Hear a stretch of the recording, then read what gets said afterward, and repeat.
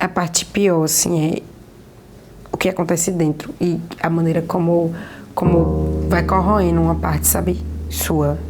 Quando você se machuca, quando te abala, quando te provoca algum tipo de desconforto, por você ser aquilo que você é, ou pelo outro não concordar com o que você é simplesmente e achar que pode fazer aquilo com você. Eu acordo todos os dias de manhã e eu sei que eu vou ser violentada de alguma forma. Eu vivo isso o tempo todo. No bairro onde eu moro, as meninas estão bem acostumadas com isso. Quando o cara bate em minha amiga, é como se fosse normal.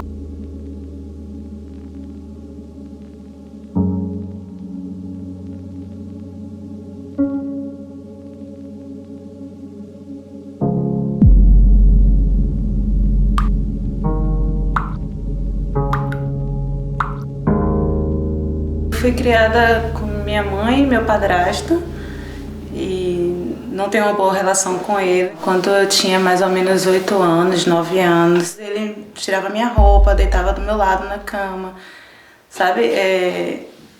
Assim, quando eu tava lavando o prato também, ficava atrás de mim, já me batia muito. Um dia eu fui pra reunião na faculdade e foi um dia atípico, assim, que não tinha muito movimento. Fiquei esperando na porta da faculdade e aí passou um carro, normal como os outros, perguntando, vai pro centro da cidade? Vou pro centro da cidade. Quanto é? R$3. Vamos.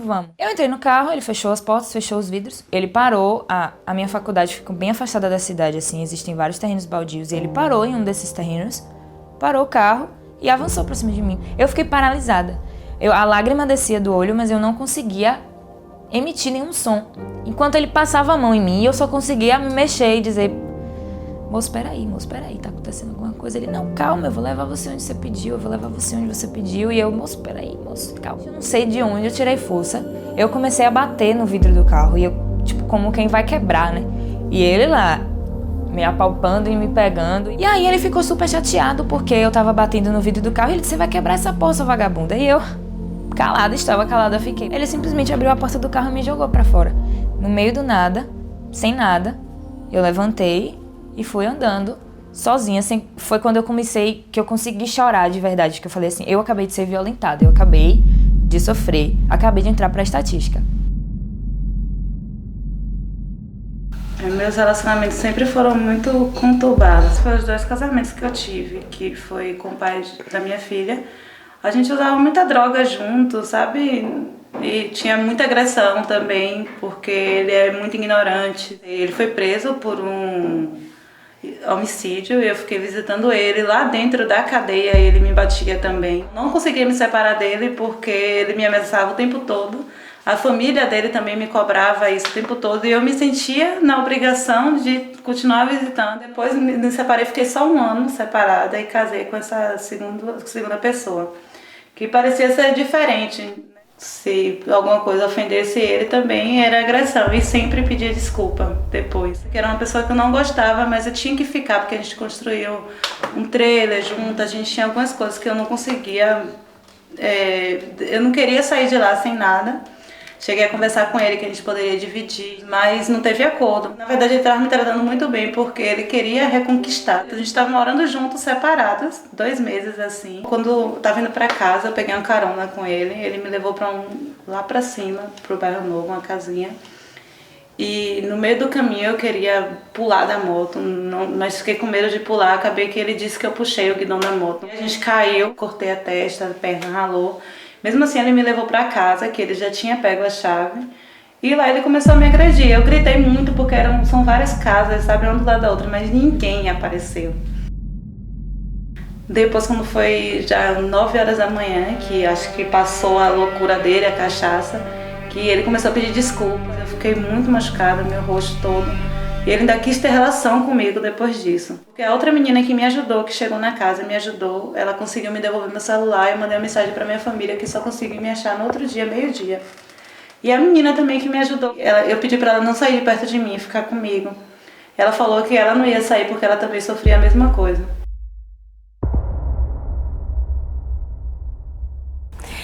Com esse rapaz, foi o primeiro relacionamento que eu tive duradouro. Foram 2 anos. Eu me envolvi com ele muito rápido, assim, eu estava já apaixonada. Eu fui pra uma formatura com ele e nesse dia eu tomei todas. Fiquei muito bêbada e ele me levou pra casa no colo. Me levou pro carro no colo, tá? Me levou pra casa. E aí foi a primeira vez que ele foi, de fato, bem escroto comigo, assim. E ele veio de Itabuna até Ilhéus brigando comigo. Porque eu não podia agir daquele jeito. Que eu não podia fazer aquilo, que não era bonito ver uma mulher daquele jeito. Que não tinha coisa mais feia no mundo do que uma mulher bêbada. E aí ele parou o carro, no meio de uns matos assim, pra fazer xixi, eu acho, enfim, acho que ele foi fazer alguma coisa. E aí ele entrou já pela minha porta e veio pra cima de mim. Eu entendi aquilo como tipo, ele quer parar de brigar, vamos transar. E aí a gente transou e ele continuou o caminho. Eu ia pra casa dele nesse dia e aí a gente chegou e ele simplesmente desceu do carro e entrou assim, não perguntou como é que eu tava, se eu precisava de alguma ajuda, eu tava bêbada. Aí eu fiquei tipo, meu Deus, tô aqui empelada, o que eu vou fazer pra ir, né? Porque eu não tinha mais condições de botar o vestido que eu estava antes. Eu falei, como é que eu vou embora? Como é que eu vou entrar? E aí eu peguei o paletó que ele tinha usado na formatura e coloquei por cima e entrei. Quando eu entrei, foi tipo um show à parte, assim. Ele me falou um monte de coisa, porque eu tinha saído do carro sem roupa, porque como é que eu achava que aquilo não era coisa de mulher que se desse o valor, né? Eu tinha 13, ele tinha 18. Então, assim, eram 5 anos de diferença. Na minha cabeça, aquilo ali tava super normal. Então, eu não tinha experiência nenhuma. E ele tinha muita experiência. Então, pra me ludibriar era muito fácil. Já que tudo que falava pra mim era muito certo. No início era um relacionamento muito tranquilo. Depois que ele foi mostrando algumas coisas, assim, mas eu já tava tão envolvida. Uma dessas coisas era assim, eu não podia cortar meu cabelo. Era uma guerra. Pra você ter noção, nossa primeira briga foi porque eu cortei meu cabelo. Meu cabelo batia na cintura na época e ficou tipo no meio das costas. E aí foi uma confusão esse homem. Meu Deus. Por que você fez isso? Você não é mais tão bonita. Você era muito mais bonita antes. Se você cortar o seu cabelo, eu termino com você. Eu falei, você tá doido? Você vai terminar comigo porque eu vou cortar o cabelo, que absurdo. Aí ele falou assim, eu gosto de você e o seu cabelo faz parte de você. E faz parte do eu gostar de você e você não vai cortar o cabelo, porque se você cortar o cabelo, eu não vou mais gostar de você. Ele foi ficando cada vez mais ciumento e as proibições foram ficando cada vez maiores. Nesse período, assim, a gente brigava muito e aí meio que virou uma relação meio simbiótica, assim, meio doentia, porque eu não podia fazer nada, ele não deixava, então só podia fazer com ele ou com minha família, então tornou uma emaranhada, assim, horrível. Não tinha muitas amigas, então me restava sair com os meus primos e com meu irmão. E ele conseguiu destruir todas as minhas amizades. E eu tava numa roda, quando eu me toquei, eu tava na roda de homens e só tinha eu de mulher. E ele tava lá. Nessa época ele tava usando droga.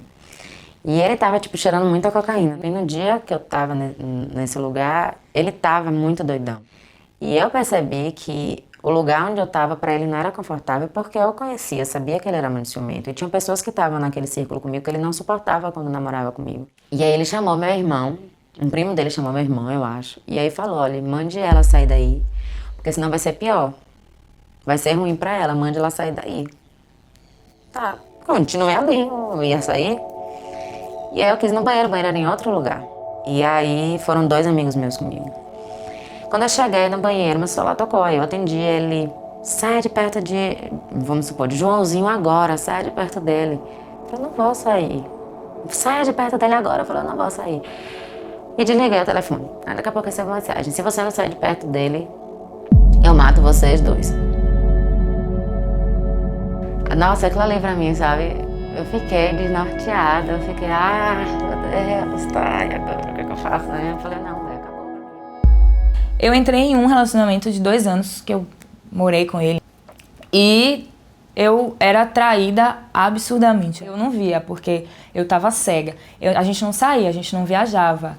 Ele fazia tudo isso, mas junto comigo isso não rolava. E eu achava ele um príncipe encantado, que eu ia casar com ele. Inclusive, quando eu descobri as traições, foi aquela coisa do, mas não é nada demais. Homem faz isso. Homem faz isso. Homem é assim. E eu, não, gente, não, homem não faz isso. Ninguém faz isso. É uma agressão psicológica tremenda, assim, uma violência psicológica, assim, uma sessão de ofensas e uma sessão de a culpa é sua, a culpa é sua, a culpa é sua, a culpa é sua, por qualquer coisa que aconteça. E aí você fica, meu Deus, peraí, a culpa é sempre minha, o cara me traiu, a culpa é minha, o cara traiu a namorada dele, a culpa é minha, a culpa é minha. Cadê esses homens que são tão protagonistas de todas as histórias e que não podem assumir as próprias culpas, assumir as próprias atitudes? Cadê eles? Quando a gente faz uma coisa que preste, a ideia nunca foi nossa. O prêmio não é nosso. Hoje eu enxergo outros problemas que não são só relacionamento na vida de uma mulher. Inclusive, eu queria muito que isso deixasse de ser o nosso problema central, visto pela sociedade, porque no fundo, não é só isso. É como se fosse uma pingueira, sabe, que vai... Uma infiltração, que você não percebe, mas tá ali. Aí quando você percebe, já caiu o telhado, o gesso, já espatifou tudo. Minha mãe era uma mulher muito batalhadora, ela trabalhava fora, ela limpava a casa, a gente ajudava. Desde muito pequena ela já ensinou a gente que mulher tinha um papel, né? Tinha que saber limpar as coisas, limpar a casa, lavar suas coisas e tal. Ela dizia que era porque tinha que ser independente. Analisando aquela fase, eu consigo perceber que ainda tinha um rançozinho, assim, da criação dela também. Que tinha sido uma criação pra ser uma mulher do lar.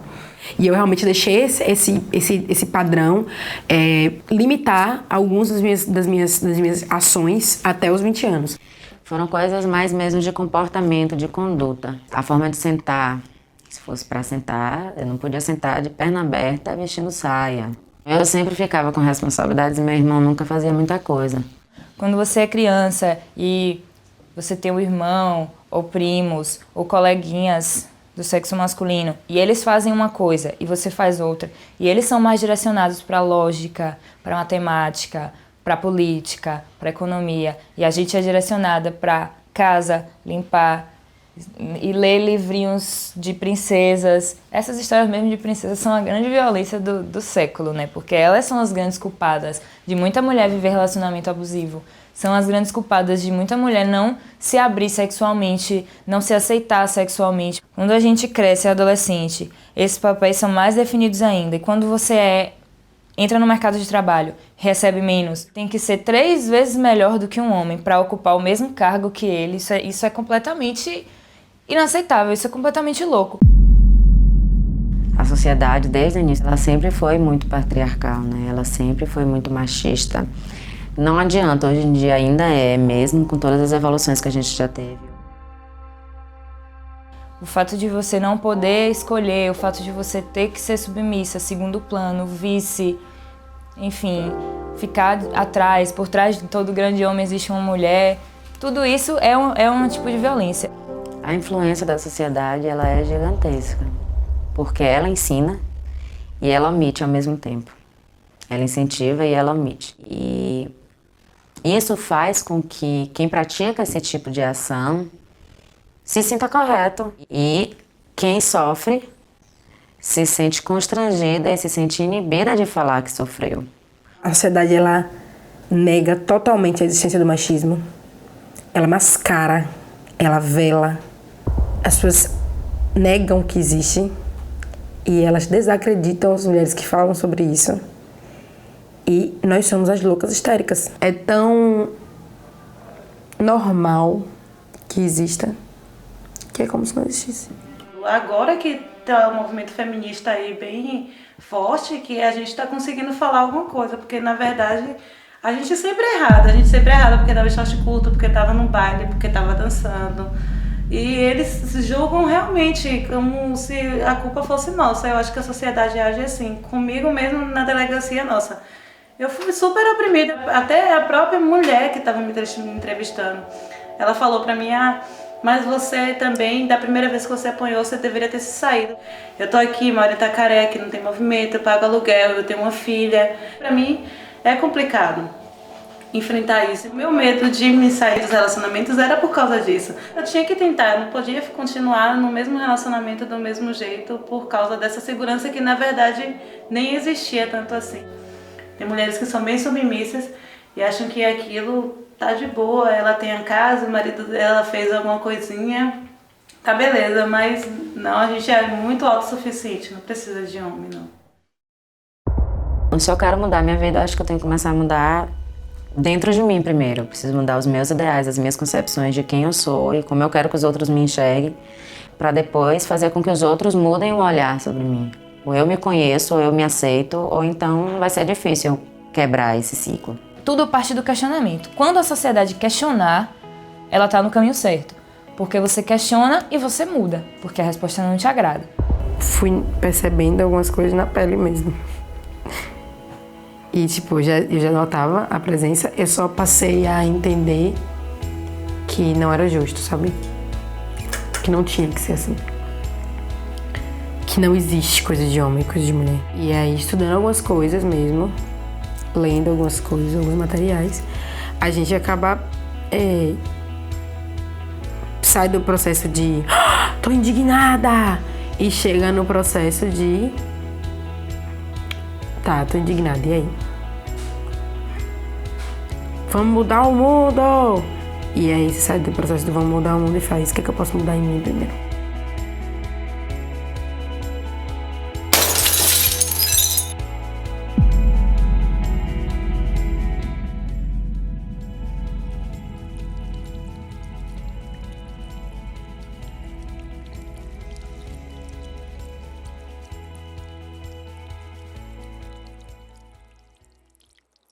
Eu acredito que um trabalho de base com mulheres, eu acredito que uma modificação na educação de base das crianças, eu acredito que se a gente parar de formar machistas, a sociedade pode, sabe, dar uma melhorada. Eu acredito muito mais em educação, eu acredito muito mais em romper esses papéis que são predefinidos quando a gente é criança. A gente tem que acabar com a reprodução desse sistema e desses comportamentos. A gente tem que trabalhar mesmo de dialogar, de educar, discutir, não esconder que essas coisas acontecem, não deixar debaixo do pano, evidenciar que a gente não suporta, que a gente não gosta e que a gente não aceita. É tentar dar para eles, passar para eles uma educação muito mais democrática, sabe? Explicando para ele como as coisas existem de todas as suas formas. Que existe situação de violência e que ela acontece de tal e tal forma e tentar mostrar para ele, sabe? Por mais que seja difícil para ele tentar entender essa situação. E mostrar da forma que não existe violência. Mostrar as duas coisas para que ele consiga perceber, sabe? O que é destruidor, sabe? O que é punitivo, o que pode ser reforçador na vida de uma pessoa. Talvez isso pareça uma grande utopia, porque a gente sempre pensa assim, vai educar uma sociedade inteira para mudar uma estrutura inteira que tá aí dando certo, entre aspas, até hoje. Só que não tá dando certo. As mulheres estão morrendo, as mulheres estão sumindo, estão desaparecendo e não estão existindo. Por quê? Por causa de um sistema falido. A gente tem que se impor, a gente não pode deixar de fazer as coisas que a gente gosta, a gente não pode achar normal uma pessoa estar do outro lado sendo agredida e você ficar na sua casa sem fazer nada. Não, você tem que sair, você tem que falar mesmo, tem que denunciar. Se a gente parar de acreditar que o que a gente passa é pouco e é simples, a gente mude um pouquinho. Pouca coisa, talvez, mas já é um grande avanço. Eu quero que todas as mulheres tenham oportunidade de ser, de existir, de fazer escolhas. Seja ela ser recatada e do lar, seja ela ser louca, desequilibrada numa mesa de bar, entendeu? Mas eu quero que a gente possa escolher, que a gente possa existir, porque a gente existe. E a gente não existe só, a gente resiste também. Quem foi que disse que a felicidade mora com quem divide a sua cama? Quem pode controlar a liberdade e os desejos de quem você ama? Foi por ciúmes e em nome do amor, a traição foi o motivo que a matou. Ele gritava feito louco, chorava sua dor, reivindicava o direito ao terror.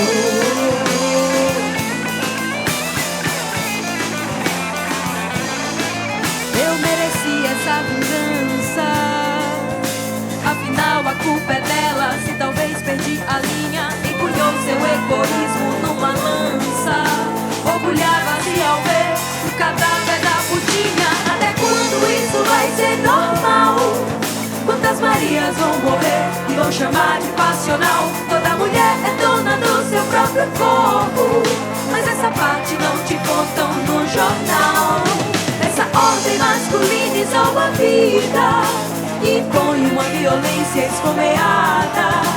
Milhares de mulheres condenadas a ser somente o ventre da nossa pátria amada. Pátria amada Brasil.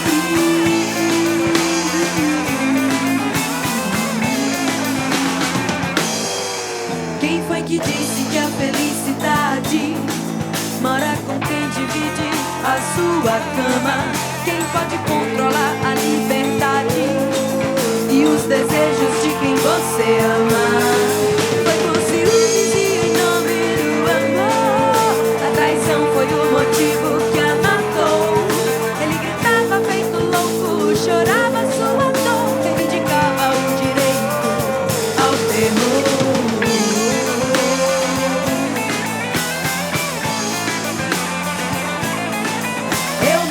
Essa vingança, afinal a culpa é dela. Se talvez perdi a linha, empunhou seu egoísmo numa lança. Orgulhava-se ao ver o cadáver da putinha. Até quando isso vai ser normal? Quantas Marias vão morrer e vão chamar de passional? Toda mulher é dona do seu próprio corpo, mas essa parte não te contam no jornal.